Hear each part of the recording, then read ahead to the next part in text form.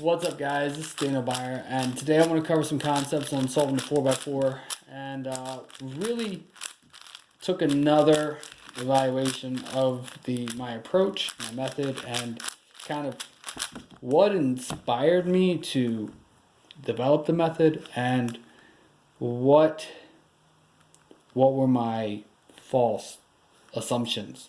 What was I assuming that wasn't necessarily true? And there's a lot of cool things I found out about the 4x4. I found out you could find parity and resolve it a lot sooner than we thought possible. So you can recognize parity sooner. You can solve centers really easy. And the only preconceived notion that I think that I stuck to was that I made the assumption that you had to solve the 2x2 centers on L and R first. And I don't think that that's really the case. I don't think that that's the best approach to solving the cube, and I will explain why with this video. So I think the best option that you can do during your inspection is actually solving the first two blocks, right? Or planning your first block of the first two blocks. So what I'm going to wind up doing is I'm going to plan my half bars of yellow and focus on building the yellow. So I see that with a wide R, I can build this half bar here. And then with a wide D, I can build my half bar here. Because this one's horizontal and that one's vertical, I'd probably, after I did my wide D, I'd probably do L prime, wide U. Putting all four yellow, the 2x2 of yellow centers here on the L. I see this really easy half bar or edge pair of white, orange, but I'm probably going to look for some easy edge pairs. Like, for example, I see this edge pair, and I see that actually with the wide R that I discussed earlier, that actually puts this edge pair to the back. So that way, once I finish up the edge pair, I can simply do a D prime. Actually, when I do my Y, or when I do my D, that's actually going to bring that over, which is going to be really cool. So I might actually do a slice D, so that way I don't mess up the edge pair. So I'm going to build my red edge pair, and I see the green edge pair here and here, and I might be able to preserve that white orange edge pair, but I'm not necessarily too worried about that. And I see this other edge pair. So let's start off with a scramble or a solution to solving the initial first few moves to solving the first block with a wide R, slice D, L prime, wide U, and then D. So wide R, slice D, L prime, U, wide U that was, and D prime. So I already planned this, and so then simply R2 will build this edge pair, and so now U R prime U2 R, and then U, we're able to then trigger that in, and it looks like I've actually already built the other yellow edge pair that I needed for my first block. I didn't preserve the white edge pair we had, but I did have this edge pair. So simply doing an R2 will also permute the D edge of the second block, lining up my white edge pair.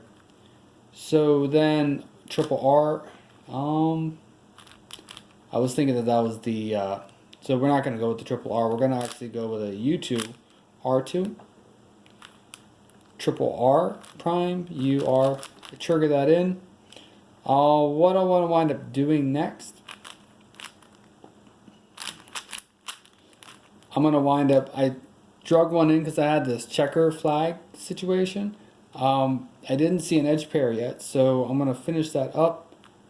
And I noticed that my one edge is the blue, so probably the best option would be to trigger that in, pairing it up, and then finishing up right there. So my next two, because I had that checker flag on the checker position on the 2x2 of centers, Wasn't necessarily the best situation, but I had a good first block. I had some easy edge pairs come up. Let's go ahead and go with another example.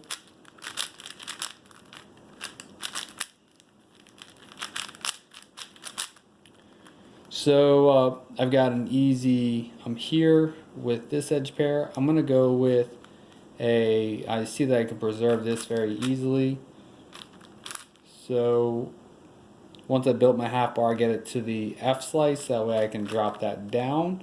Do my white edge pair as well. U, F, and then I'm building that 1 by 1 by 3. Attach that U prime R2, RU, R prime U, R, triple R, B prime, building the first block. I see I have a half bar, I might as well take advantage of it. I trigger that in. Then I do my U2R, trigger that in.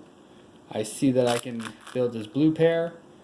And then I would go ahead, I don't see, actually I found it right there, and I'm going to go ahead and finish this up. So I finished up the green edge pair, and then I'm just going to go ahead and finish edge pairing. So the one thing to be mindful of is to make sure that you're not sometimes getting stuck with a horizontal half bar can mess you up, but really you're just gonna then just kind of trigger in single pieces, trigger them down rather than triggering a half bar in. The other thing is that you could consider an R and then triggering that in, but I really think that taking the opportunity to, while you're building those first two blocks, to build your 2 by 2 of the R centers, rather than having to do it during your inspection, do them all on the fly. And there are some cool simple tricks, such as tilt, and then if you tilt from here and trigger with a wide U prime, that's the same as doing B prime, wide B prime, right? Same thing if you tilt and do a wide U, that's the same as doing F. So that would allow you to insert this half bar here. You could also pull a half bar down, so you can drop a half bar in with F, wide F, R2, wide F prime. You could also pull a half bar, you could drop it in or you could pull it down. Whichever way you want to look at it, both work well. Cool guys, so this wraps up that video. We'll put together another one and stay tuned for more.